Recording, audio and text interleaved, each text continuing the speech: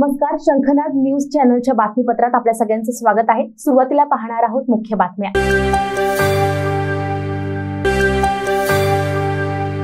महाराष्ट्राचा 99,288 कोटींच्या तुटीचा अंतरिम अर्थसंकल्प सादर करताना अर्थमंत्री अजित पवार यांनी राज्याची अर्थव्यवस्था 1 ट्रिलियनच्या दिशेने विकसित करण्याचा निर्धार व्यक्त केला आहे। अर्थमंत्री अजित पवार यांनी विधानसभेत तर अर्थ राज्यमंत्री दीपक केसरकर यांनी विधान परिषदेत आगामी सार्वत्रिक निवडणुकींच्या पार्श्वभूमीवर अंतरिम अर्थसंकल्प सादर केला। 6,522 कोटींचा अर्थसंकल्प आज मांडला गेला। यंदाच्या आर्थिक वर्षासाठी महसुली जमा 4,98,758 कोटी रुपये तर महसुली खर्च 5,08,492 कोटी रुपये अंदाजित आहे। त्यामुळे या आर्थिक वर्षात 9,734 कोटी रुपयांची महसुली तूट अपेक्षित असल्याचं अजित पवार भाषणाच्या शेवटी म्हणाले। राज्यातील राजकोषीय व महसुली तूट राजकोषीय उत्तरदायित्व व वित्तीय व्यवस्थापन कायद्यानं निश्चित केलेल्या मर्यादेच्या आत ठेवण्यात शासन यशस्वी ठरलं आहे। 2024-25 ची राजकोषीय तूट 99,288 कोटी रुपये आहे, अशी माहितीही त्यांनी दिली। येत्या काळात अयोध्या व काश्मीरात महाराष्ट्र भवन तयार करण्यासोबतच अन्य विविध कामांसाठी निधीची तरतूद या अर्थसंकल्पात करण्यात आली आहे। शंखनाद न्यूजसाठी ब्युरो रिपोर्ट। कोल्हापूर विमानतळाच्या विस्तारासाठी भूसंपादन सुरू असून आवश्यक निधी उपलब्ध करून दिला जाईल। अमरावती येथील बेलोरा येथील विमानतळाच्या धावपट्टीचे विस्तारीकरण पूर्ण झालेले रात्रीची विमानसेवा सुरू करण्याची कामे सध्या सुरू आहेत। नवीन मुंबई विमानतळाचं काम वेगाने सुरू असून त्याचा पहिला टप्पा मार्च 2025 पर्यंत कार्यान्वित होईल।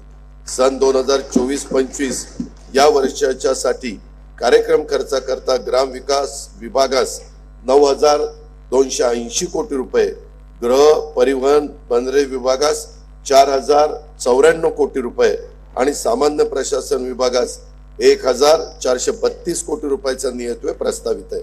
राज्यातील उद्योग क्षेत्रातील विकासासाठी औद्योगिक, इलेक्ट्रॉनिक्स, अवकाश व संरक्षण उत्पादन धोरणे सुधारित करण्यात येत असून नवीन सूक्ष्म, लघु व मध्यम उपक्रम धोरण तयार करण्यात येत आहे। जानेवारी 2024 मध्ये स्वित्झर्लंड मधील दावोस येथे आयोजित जागतिक आर्थिक परिषदेमध्ये राज्य शासनाने 19 कंपन्यांसोबत सामंजस्य करार झाले आहेत।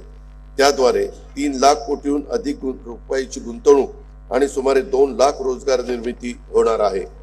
राज्याचे एकात्मिक व शाश्वत वस्त्रोद्योग धोरण 2023 ते 28 जाहीर करण्यात आले आहे।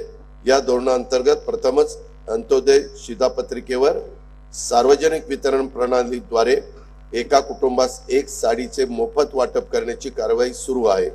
औद्योगिक क्षेत्रात लघु वस्त्रोद्योग संकुले स्थापन करण्यास भांडवली अनुदान देण्याची योजना सुरू करण्यास मान्यता देण्यात आली आहे।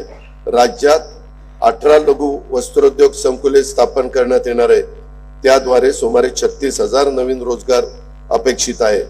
निर्यातीला प्रोत्साहन देण्यासाठी पायाभूत सुविधा विकास कार्यक्रमास 450 कोटी आणि निर्यातक्षम घटकांना विशेष प्रोत्साहन देण्यासाठी 400 कोटी रुपयांची तरतूद प्रस्तावित आहे।